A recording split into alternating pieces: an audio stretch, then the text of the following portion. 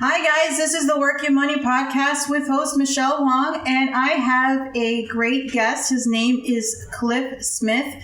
He has a real estate investment project in Fiji. I also have a guest host, Chris Struck. Hi, Chris. Hi, Michelle. Hi, Cliff. Hi, Michelle. Hi, Chris. How are you? Doing good. How are you doing? And Very good. It's great to have you on the show. And let's get started. So, Cliff, before anything, just tell us a little bit of your background overall. My background is actually rather interesting how we all got to this. I am actually a 28-year veteran in the hotel hospitality industry with Marriott Hotel. Opened up probably 6 hotels, I think, altogether for Mr. Marriott back in the day. I was always on the operations side and specifically in food and beverage.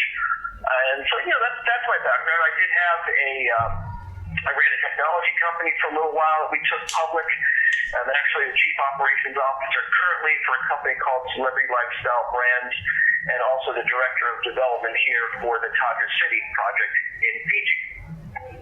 Wow. Okay. So tell us a little bit of the transition in with this project that you have in Fiji, because it's a little bit different than some of the investment projects here in the U.S. or possibly in Europe. So give us a little bit of feedback on that. Absolutely. Well, first of all, Bula, as they say in Fiji, Bula is a greeting. Actually has 4 or 5 different meanings in Fijian. And so that is basically like saying aloha in Hawaiian. So for the purposes of our conversation, Bula to everybody listening, Bula to everybody in New York. I am actually a transplanted New York, New Jersey guy. Came out to San Diego, California in 1989, and I've been here ever since. So the interesting part of the Fiji project, and for those listeners that you have who have been involved in real estate for a long time, this is actually a project like many major developments that have been on the table for over a dozen years. Just think about the major projects that were built in the United States alone, just to clear permitting, EPA requirements, all government regulations can take in excess of 10 years, which is pretty normal. Now, imagine trying to do this in an island in the South Pacific. It's not exactly the same path. The path is rather exciting, and it has been something that our founders and our chairman at RDH Group has been involved with for over a dozen years. The island of Fiji is basically comprised of 330 smaller islands as well. So it's not just one island. I think there might be a lot of misconception out there, but to give you an idea of people who reside out there, there's Bill Gates has a home out there.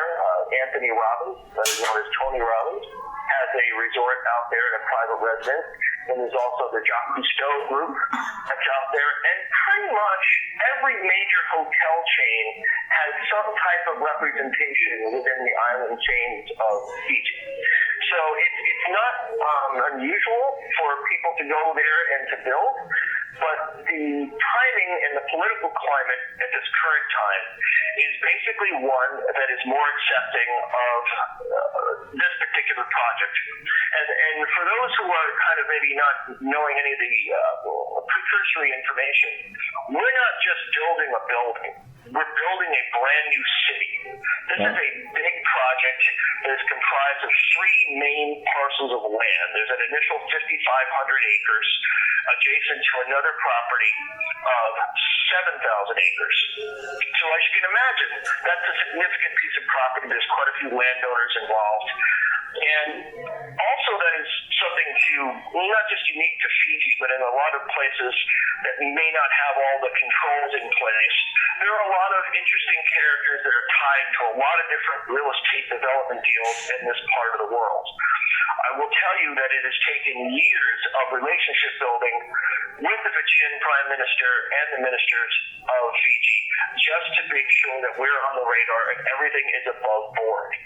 So we've been painstaking in building a relationship over time, and in particular our chairman of the RDH Group, who's leading this whole project, just so people have an understanding, his background alone is in excess of $24 billion in domestic and international building projects. So this project altogether is estimated about $2.1 billion US in terms of a total development, but this is a very large-scale project. So not only are we building a city that will be completely modern on the north shore of the capital island, it's in an area called Yangara, and we're going to build Taga City there, but in conjunction with the city is a large infrastructure transportation improvement piece, which is involving something called the Fleur-de-Lis, which is the national toll road for the island. Because right now, transportation on the island is a little bit prohibitive. There's a King's Road that circumvents the entire island on the outside. So transportation is a little difficult to get people expeditiously and products and services from one part of the island to the other. So one of the things that our DH group has experiences in is building infrastructure, roads, sewer systems, power plants, which is exactly what the island nation of Fiji needs. So these relationships have been nurtured over 12 years now, and the government has gone through its own trials, and they're basically looking towards us and our other potential partners to helping bring Fiji into the 21st century and build a fully sustainable, economically viable, and environmentally friendly new city in the northern part of the island that's going to be connected by a brand new toll road from our development in the north down to Nadi, which is out in the west part of Fiji, and then into Suva, which is the capital of Fiji, to the east coast. So you've got a really interesting combination of things together.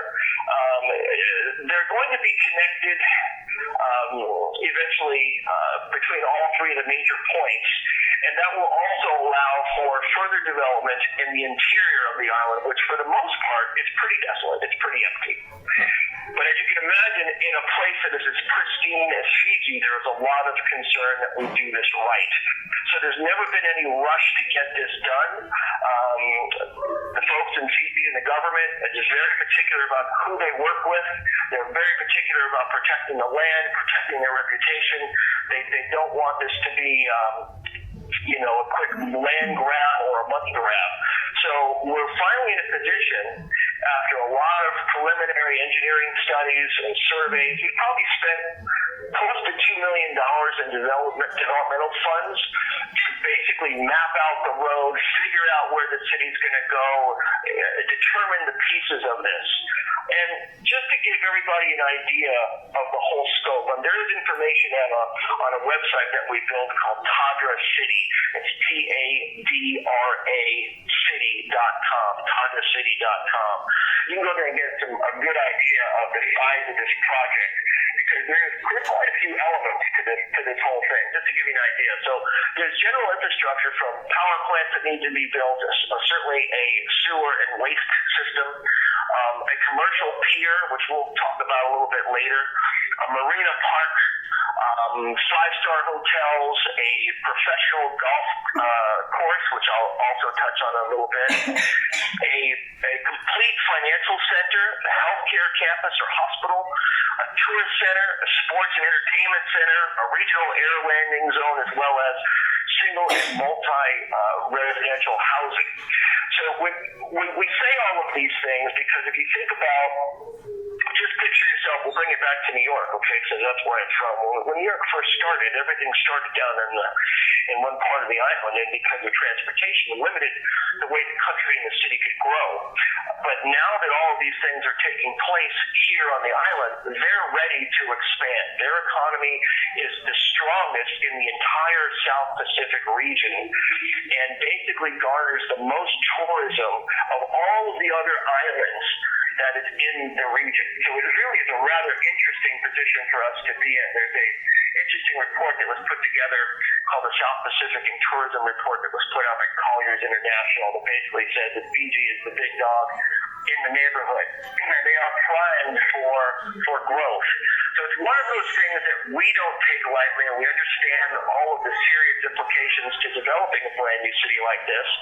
And as you can imagine, when you have a blank slate in a pristine area, you are required almost morally to make sure you do it right and don't ruin the environment. Otherwise, you can imagine the difficulties that we'll have with international visitors and so on. So we're really committed to making sure this is done right.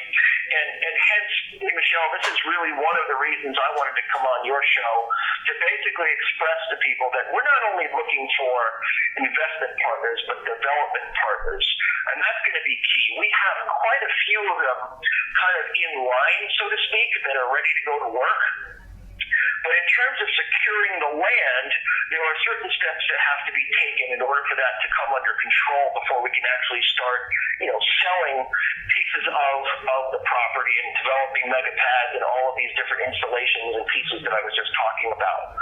So I find that as really a challenge on our part, but at the same time, like I said, a lot of the major companies that people know about, especially in the hospitality and tourism industry, have been in Fiji. They've been developing properties over the years, so it's certainly not impossible, but it takes on a whole new light, as you can imagine, when you say, hey, we're going to build a hotel, and the next person says, oh, we're going to build a city.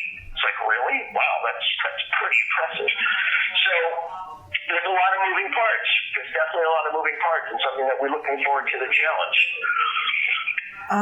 Well, Cliff, that's an amazing project that you have going on. Fiji is definitely one of the major attractions in the South Pacific. I've heard a lot of great things that are in Fiji overall, between the climate, the culture, the people, and it is an untouched area.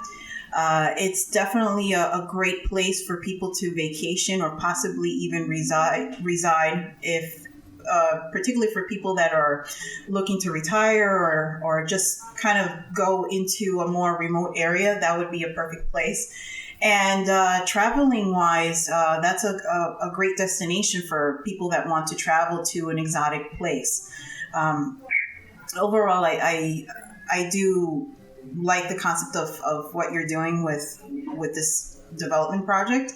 And the other factor too is that you're turning an untouched area and basically building it out, which is another amazing thing that you're doing. And it's a great opportunity for investors to invest in, but also for people that are looking to either relocate or travel and be at a great destination. Mm-hmm. Well, I'm going to give you a couple of things that people can relate to, because I know as an investor, people like to know a little bit more about the general population. How old are they? How much money is in the country? How many people actually come there? So those are some of the things I'd like to be able to address here. Most people either know Fiji, like you said, either from vacation, or the other thing is Fiji bottled water. Now, interestingly enough, the Fiji water plant is adjacent to the property that we're talking about. And just to give you an idea, there is a Fiji water truck that leaves the plant to go down to Nadi to get onto container ships to be shipped out to all over the world, that leaves the plant every 20 minutes. That's a lot of water. So what they have to do currently is basically leave the water plant and then travel the King's Highway through small villages and towns. The road is not in the best condition. It takes a while to get there. And needless to say, it exposes the population and rural life to accidents and all kinds of drama. So one of the things that the government was really looking to us for is saying, look, if we let you guys build a city, how can we get people there? And at the same time, that is a fair argument for anyone who's considering developing. So if you're a hotel company and they say, great, we'd love to be part of this new project, especially if we have a chance to be in there first, but how are you going to get people there? Well, a road takes a little while to build. Okay, there's no joke about that. That's a major project. That's well over $1 billion in its own right. But, right now, there are small flights that can be taken from Nadi to the area, to planes, whether it be by boat a ferry. So the early going is going to be very interesting in how we put this together. There's a piece of the project that actually has to happen first, and I'll explain that a little bit later on in the event. The economy itself, 2016, about $4.56 billion in 2016 gross domestic product. Okay, that is up probably about 2% over 2015, which isn't a great jump, but at the same time, the trend over the years has been accelerating the whole time. Standard & Poor's gives them a national credit rating of about a B+, which again, in this part of the world, is something that's actually pretty darn good in terms of where they see themselves with their economy. The age of the population is actually skews younger, which is fantastic for the country and its ability to grow. And that is something that kind of may help us shy. Well, there's going to be a population that can help build the place. There's also going to be a population there to help work in the environments and the facilities that are going to be built. Tourism itself, obviously a big piece of Fiji, did about $1.56 billion in 2015. Again, a steady climb. And in 2016, it would increase by 5% to about a visitor population of 792,000 plus. Okay, they're ranked number one in the Collier's visitor and supply ranking of the entire South Pacific. So it kind of gives, hopefully, a good amount of comfort, at least some comfort, to some people who would think about doing that. The global market for tourism is about $1.5 trillion. And where Fiji is located centrally in the South Pacific makes it a fairly accessible path for people in Asia, New Zealand, Australia, and even the western parts of the United States, some parts of Europe. So, there's a lot of people who do make that a destination. But what's really interesting, and what we found, which is kind of what helped seal our deal with what we're looking to do, was that business travel was up significantly. I mean, we're talking 50% over last year alone. So that tells you something that, you're trying to see trying to track trends, and the Fijian people and the government is doing everything they can to help attract business and tourism to help grow their country, because like all countries, the United States included, we want to continue to grow. If you're not growing, you're dying, right? So they're on a pretty aggressive path to find partnerships to help develop different parts of their island chain. Now, I do, Michelle and Chris, I do want to point out this, that, this people who have been led down, let's just say, fictitious paths when it comes to Fiji investing. There are a number of unscrupulous characters involved in the land development game, especially in parts of the world like that, where the rule of law is sometimes shaded. And it's one of those things that, we had to sort through carefully over the last few years. And we actually have some fantastic relationships with the Prime Minister himself, who is a former Navy Rear Admiral with the Fijian Navy. I don't want to butcher his true first name. He goes by Frank Bain Marama. He's a retired Rear Admiral, and he's been basically at the forefront of, since 2009, I believe, when he took office. The Fijians, as an independent country, independence was gained only in 1970. So as an independent country, formerly owned by the British government, it's a fairly new entity. So, they had their early struggles like a lot of people. There were military coups and there was differences of opinion through different political parties, but everything is kind of settled, the dust is settled, as they say. And the Prime Minister has been able to kind of corral people and get them in the right place. And at this time, our relationships are very good with the government. In fact, anyone who wants to get involved with this particular project will take comfort in knowing that any deal that gets signed will happen in Fiji at the offices of Price Waterhouse, which literally is the floor above the Fijian Ministry of Finance. So this is going to be done in probably with a pretty big amount of fanfare, at least in the country. So we're pretty confident that we're dealing with the right people, especially because we're tied so close to the top of the government chain, if you would. Now, just to kind of give people an idea, okay, Cliff, what is this money? What are we looking at? There's two opportunities that we're looking at. We're looking either for a partner to play with us or a consortium of partners. There's a $35 million offering that basically gets a group or an individual involved in the entire project and takes a 10% ownership of the entire project with us. There's also a lesser piece, which is a $5 million bridge loan.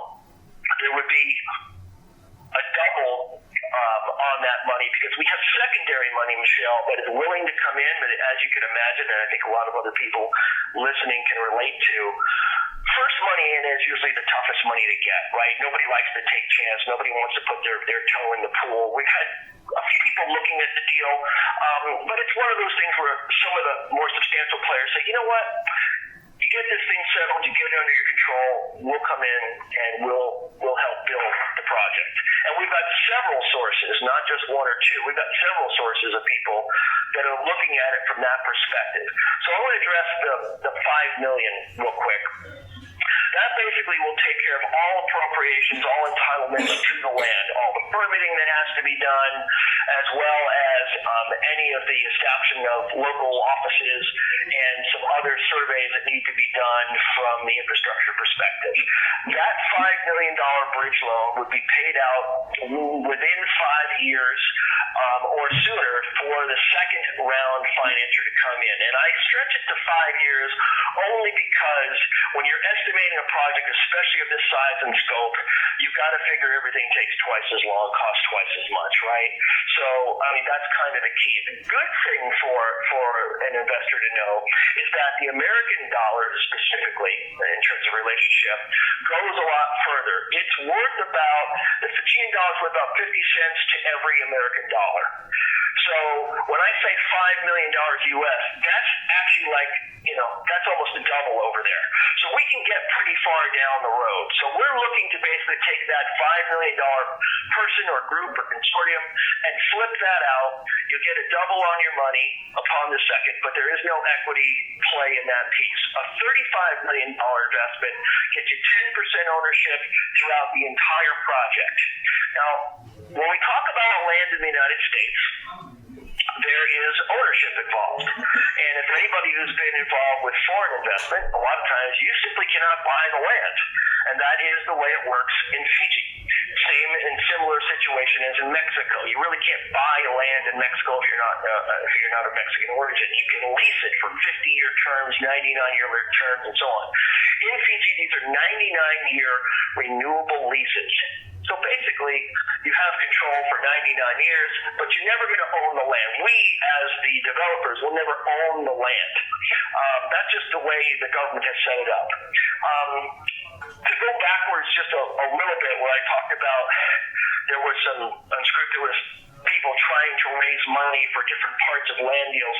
Some of the landowners are trying to do their own deal. So what they would do is they would contact different groups who, like ourselves, who are developers, and say, hey, we want to sell you this piece of land to do X, Y, and Z. Well, the reality is, the individual landowner can do things like that with smaller pieces of property, but when you're dealing with the acreage that we're talking about, it really is the government's call who's going to do what and when they're going to do it. So it's very important that if people are looking at other potential opportunities in Fiji, that they vet those ideas thoroughly. That is something that I can say with confidence that we've been able to do.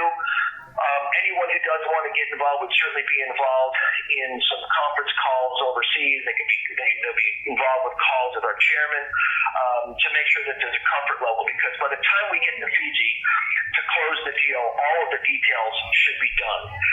So that's just one of those things that, you have to put some caution to it. There is no such thing as an average investment in Fiji. When you're dealing overseas like this, these things are tricky. They are not for the faint of heart. We've had groups come to us before, Michelle, I said, you know what? We can get you a $100 million loan, but we need, and they give you a list of due diligence information an arm and a leg long. We've probably got 10,000 pieces of due diligence information, but they're not in the classical setup that would be done in the United States, simply because we're dealing with a different country. So it doesn't work the same over here. There's certain things that they don't share, even with us. But at the same time, we have a tremendous amount of history there and a tremendous amount of due diligence, costing, surveys, forecasts that have been done to really, give an investor a good idea. But is this for somebody who says, hey, Cliff, I need you to collateralize this $5 million loan with your property? No, you can't do it. It's just not going to happen. You're either going to be able to take the risk or you're not. But we've done everything that we can to make sure that we've mitigated that risk as much as possible. So that's pretty specific. There are other, let's just say, you're not interested in getting involved in the very beginning. And that's understandable. Like I said, there are secondary funds that are in the wings. There is what we call, after we get control of the land, mega pad development. Out of the size of the property that we have, you can imagine there are significant plots of land that are worth different amounts of money. Some along the coast, some in the interior, and then if we expand to the total project capable, would be in excess of 30,000 acres if we take it all the way to the mountains. But right now, I don't want to even address that other than to tell people that that is something that we have the ability to do, but not until the first two parcels of land have been developed.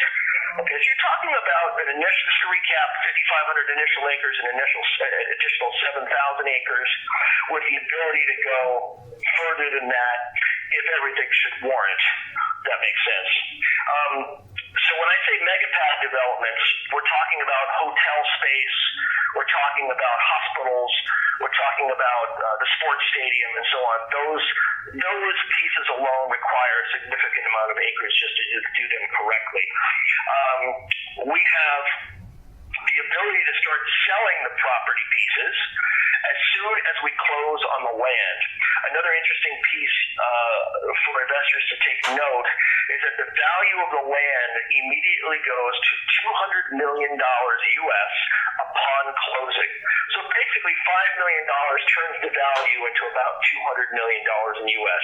At that point, we can put contracts in place with companies that right now we have LOIs with in order to start the selling of the properties, and we can begin to build out the infrastructure. To give you an idea of who I'm talking about, with my background in Marriott hotels, the first thing I thought about was, let's call up Marriott.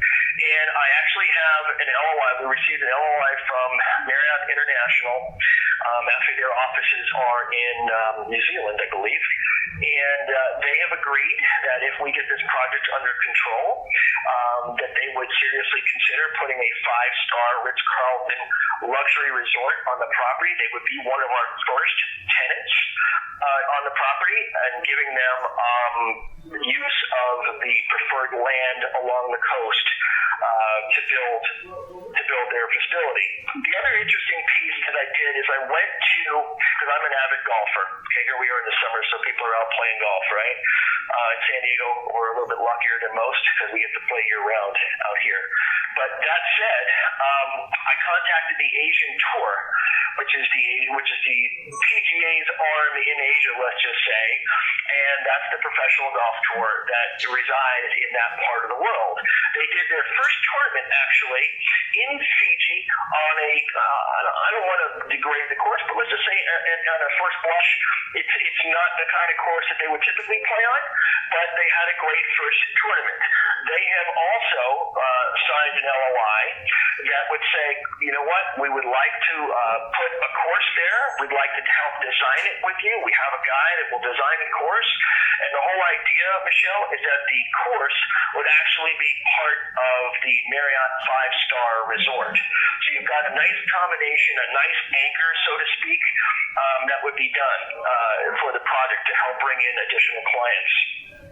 Housing is another big piece. We do have a company that's interested in providing, in fact, they've sent an LOI as well, 2,000 prefabricated homes that would be basically built in Australia and brought over to help, start the residential aspect of the whole project, which is obviously extremely key.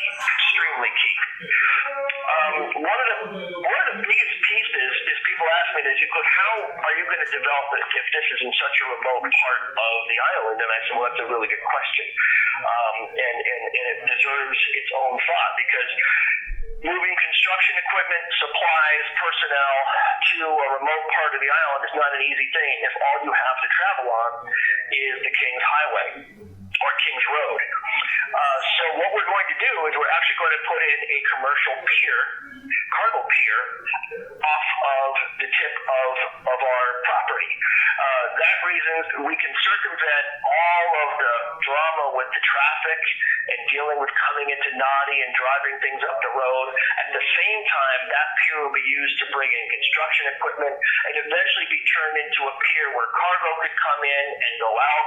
The Fiji water people, for example, have already expressed tremendous interest in this because it would save them a lot of money and a lot of hassle to basically be able to pull their product from their facility, bring it right up to Yungara's cargo port and send things overseas.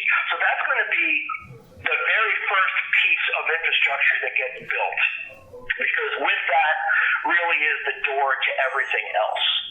I think people probably can understand how that would work there. It sounds like a good idea.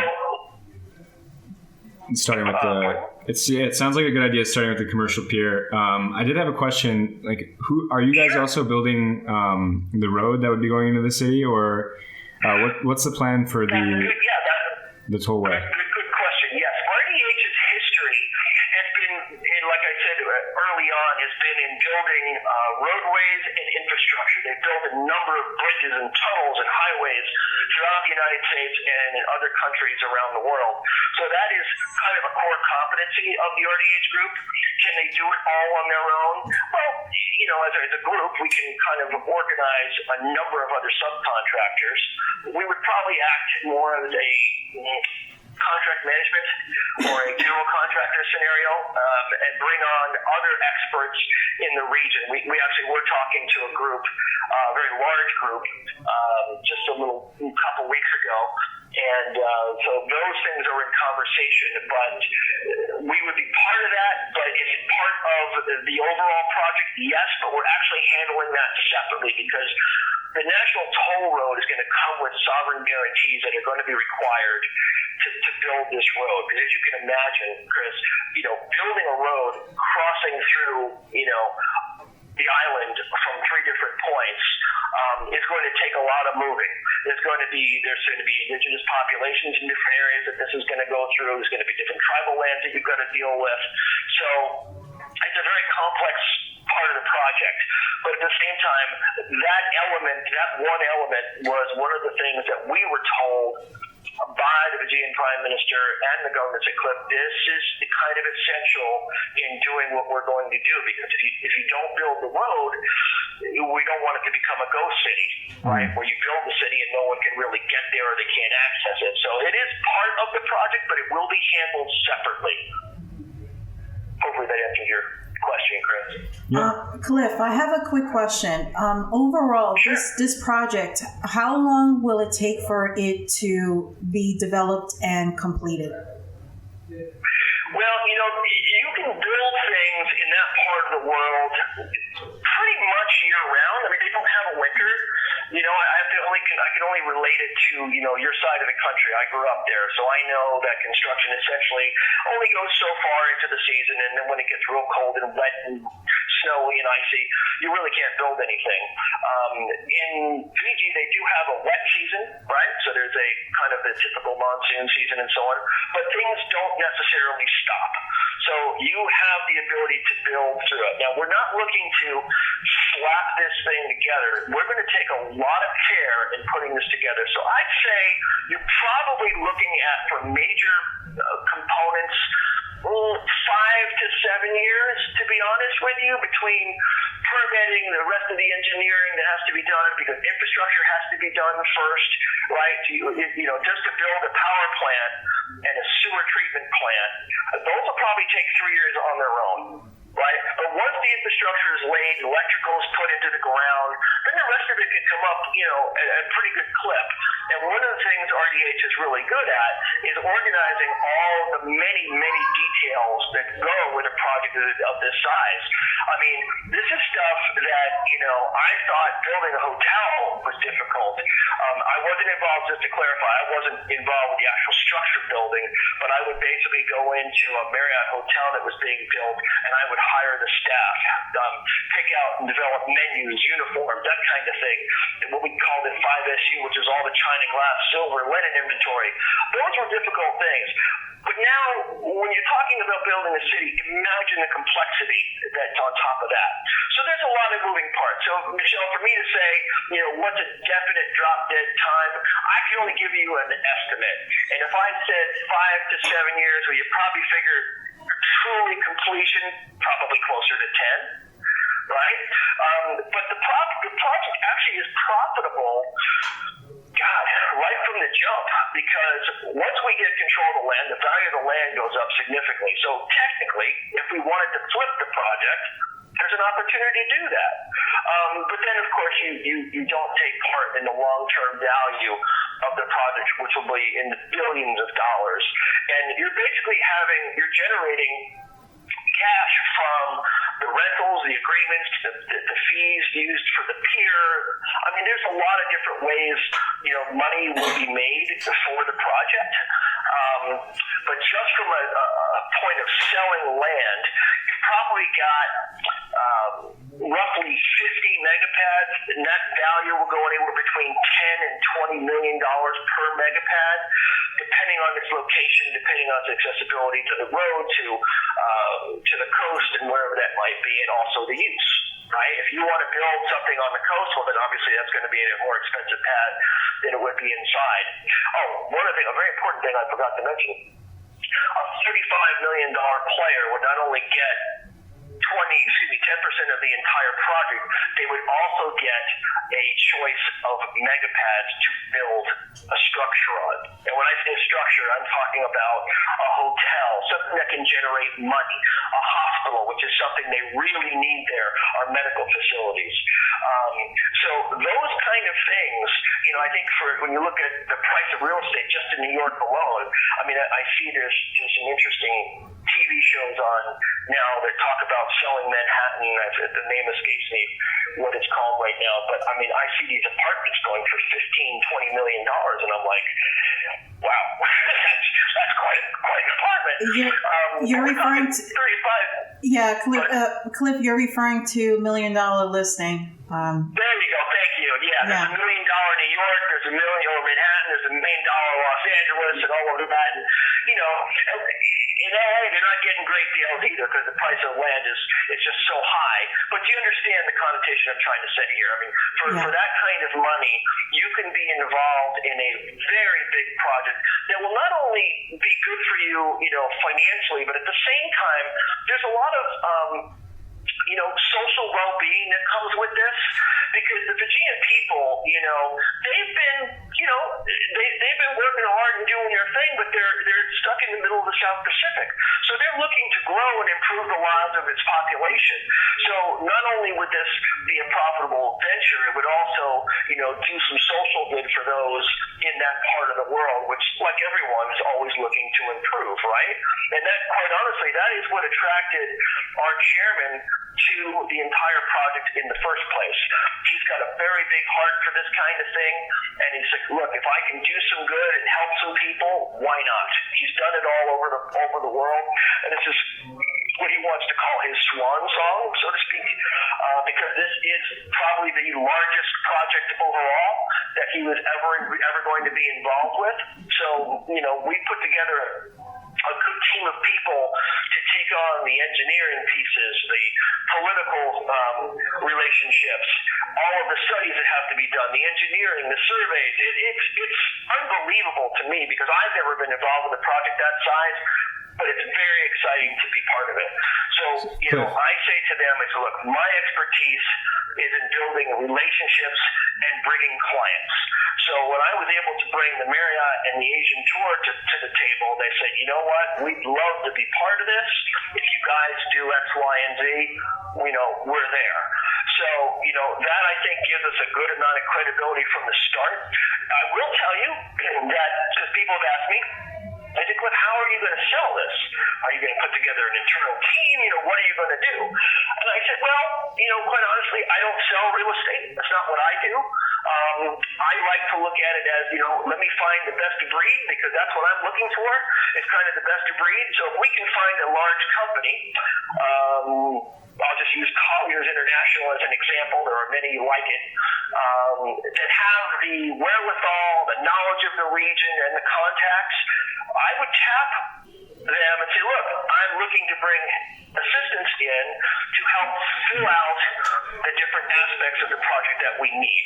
And then that would mean, like I said, building the hospitals, the hotels, the sporting venues, and what have you. And of course, the residential units, the multi-family housing units, apartment buildings, whatever you want to call it. There's a lot of things that can be sold from a real estate perspective, which is really why I thought this would be a great call for your audience, because we're not just looking for a couple of billionaire guys or gals who want to spend some money and develop a city, because there have been some substantial people looking at the same piece of land. There are people out from Dubai looking at the land. Bill Gates came out and took a look at the land with another colleague of his. And the thing is, the Prime Minister and the government, they trust my chairman, Roger Hart. That's who they trust. Is, you know what, if we'd like to have this done. We know a lot of people have money in their hands out, but we don't know them. We have a relationship with RDH, and that's who we want to have lead the project. So basically what I'm saying to your audience is that there's room for people to play. There's room for people to get involved, whether it be a small way or a big way. And we're really looking to put together the best of breed.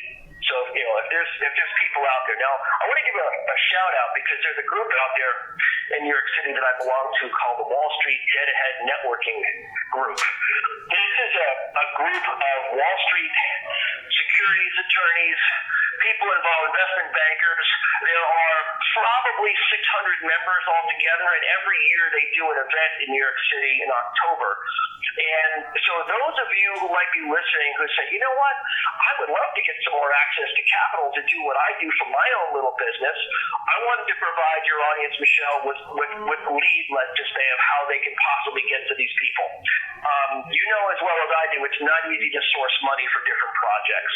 But the one thing that people can always benefit from are good relationships. And Deborah Solomon, a good friend of mine, she's been a fund manager for many, many years in New York City, is the founder of the Wall Street Dead Ahead Networking Group. And I strongly recommend, if you are in that world and you say, you know what, I need to know some people with money. I am a fan of the Grateful Dead. Personally, that is where the name of their group comes from. And you want to join, I recommend that you go there and take a look at that company, because there's access to a lot of people with some serious capital who would be interested in this. So, it's something I can share with your listeners. Let's put it that way. Okay, Cliff, I have one question, and Chris has another question.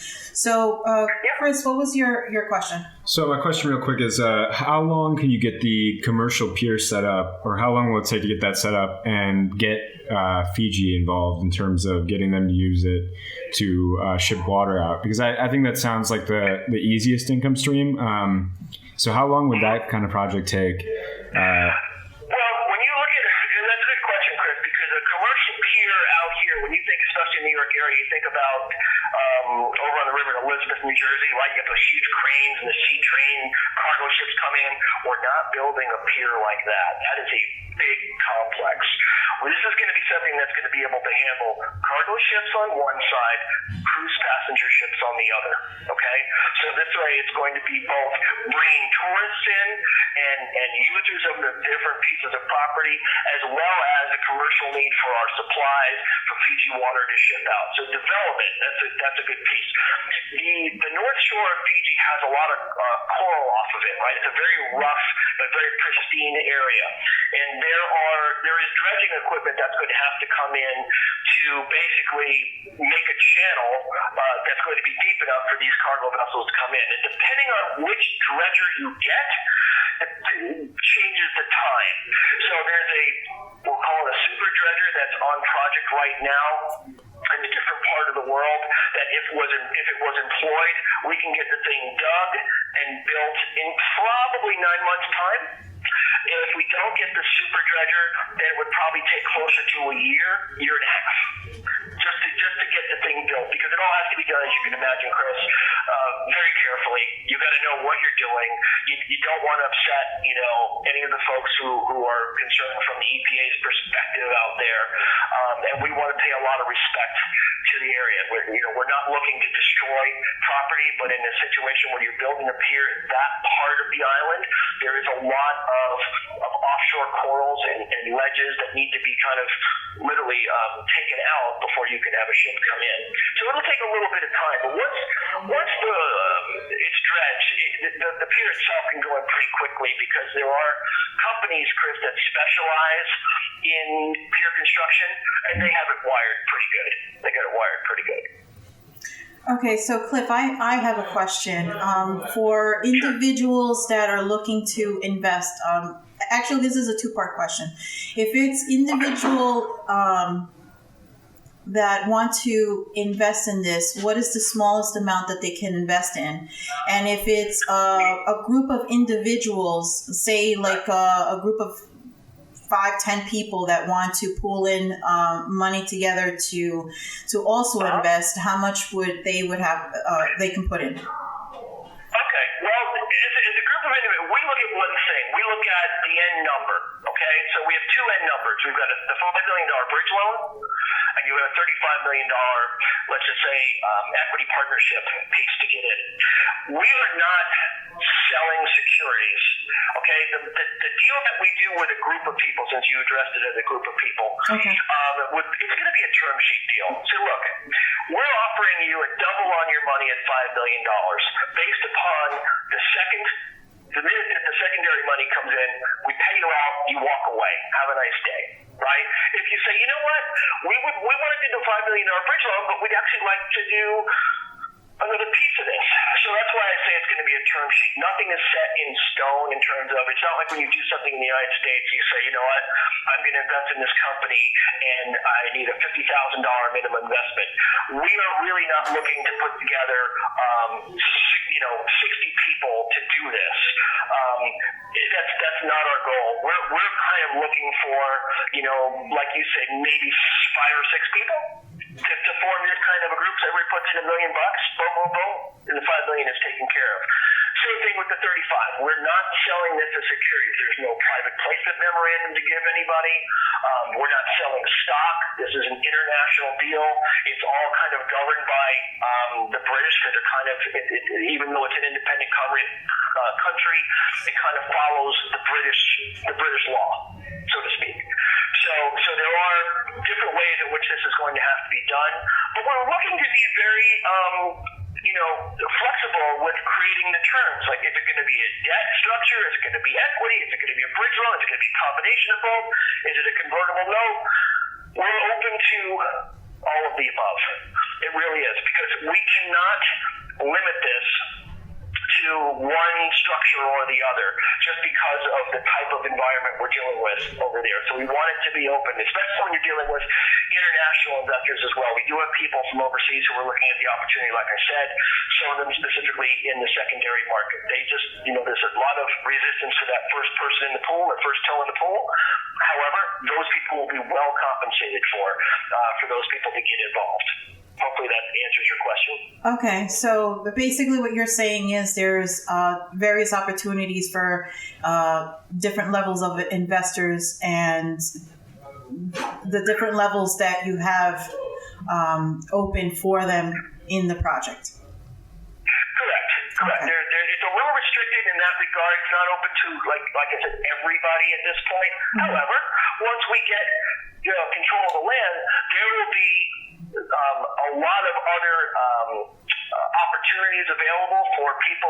might put in lesser amounts of money and say, hey, you know what, I'll put $100,000 into this project and take a piece of the hotel build, right? Because as a point of reference for people, Marriott hotels, and I go back to them only because I know them very well, for the longest time, they owned every piece of property that they ever built. And then they realized they were sitting on a gold mine. So they started to sell off the properties but keep the management contracts, right? So that allows them to expand a lot quicker. And that's kind of what we're looking to do. So there are groups of people who invest strictly in hotel properties, and they say, you know what, Mr. Marriott, we want to buy the Marriott Marquis in Times Square, and you guys can continue to run it, and then they put up the money and they become owners, and they have Marriott basically fulfill the management contract. But within those groups of people are opportunities for other people to get involved. And we would certainly be able to tie everybody together. So let's just say we have a group, ABC group, says, you know what, we want to build the Ritz-Carlton. Great. We have people who are contacting us who are interested in the hotel. We connect them with the hotel developers, and then they can structure the deal any way they want. Okay. If that makes sense to you. Because Okay, no. we're not going to be owners. We as RDS Group are not going to be owners or operators, should I say. We're not going to run the hotel. We're not going to run the golf course. We're basically master planning out the entire city, all the acreage, the infrastructure, and everything goes with it. And then we're going to let the operators who are well-versed with what they do take care of the operating. It just makes more sense for us. Okay, which it's totally understandable. I'm getting now a better concept of what you're trying to map out in Fiji. I had a question, and I'm trying to remember what the question. No, I had a question, and I'm trying to remember what the question was. Oh, yes. The answer to your question is there's a direct flight from San Francisco every day. No, my question to you is for those investors that are looking into investing those groups, is there a particular requirement on your end screening them? Because you know that there are some people that quote unquote they call themselves investors. They try to go through the motions with particular projects, but they might not have certain standards for the person that is looking for that investor. So okay. I think I'm talking about whether they're accredited investors or not. Yes. In the United States, there's definite rules about these things, right? You should not be investing in a private placement, as an example, unless you are an accredited investor. A company cannot go after, say, John Doe in the street who, doesn't have a net worth at least $1 million. That is the minimum requirement in the United States. Now, I tell people all the time, just because of the other companies I've been involved with, I say, look, unless you can afford to lose every dime you put into this project, whether it be this project or any other deal, don't do it. Okay? So if you have, an adversity to risk, this is not something for that type of an investor. This is something that honestly, if you're a person, or a group that has, let's say you have $100 million in accessible, disposable income, hey, you know what? Go ahead. Get a couple of your friends together, put $5 million on it, get a double on your money, and walk away. But understand that investment, or this investment, like any other one, you can lose it all. That's just the name of the game. So we have tried to take every bit of risk out of this project as we can, which is kind of why I said in the early going that closing on the project and on the investment is going to happen in Fiji with the Ministry of Finance right there in the Pricewaterhouse offices, and we will have the Prime Minister certainly available at the meeting. So we want everyone to be as comfortable as possible. Now, when we talk about once the initial deal is done and the land is under our control so we can start doing things, there will be a lot more opportunities for people who don't have the $100 million net worth, let's just say, to get involved. Of course, it's still going to be a risky game, but at the same time, now that land is under control, we have the ability to sell. So we can generate revenues right from the jump once the land is under our control, and that is really what we intend on doing. And if you recall, I was talking about bringing in best-of-breed real estate developers and sales companies to help take on those projects, because unless you know of a couple of groups who are ready to build hotels, how do you find them, right? I mean, you start putting ads out in the paper? I mean, probably not. These kind of deals usually get done in the back room. They never go public. They're all private. We do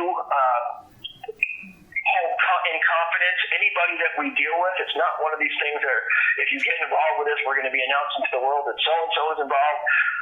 That's not what we're doing. We're simply trying to get a project done. We welcome anyone who'd be interested in it. We welcome them also, if you want to contact myself or anyone in the group, I recommend that you go to the Todger City website and contact us through there. And we'd be more than happy to have a private conversation with anyone who'd like to get involved. Okay, sounds good. So we're wrapping up the show. Cliff, for our listeners out there, just give overall, I know that you just mentioned the website, but just give a rundown of where people can find you, where they can find the information on the project, or anything else that you want them to go and be able to find you. Absolutely. The website again is Todger City. It's TAD as in David, RACity.com. My name is Cliff Smith. I'm the Director of Development for the Todger City project. The company that is heading up the development is called the RDH Group. They are out of Southern California over here. That's where the chairman resides. One of our directors actually lives in Idaho, but if you wanted to contact myself, you can reach me through email off of the website, and that's probably the best way to do it, just so you can get more information on the project, and we'll be happy to have one-on-one conversations with anyone that wants to investigate further. Okay, sounds good. So for our listeners out there who wants to reach us at the Work Your Money podcast, they can reach us on iTunes, Stitcher, and also YouTube. And we also have social media. We have Facebook and Instagram.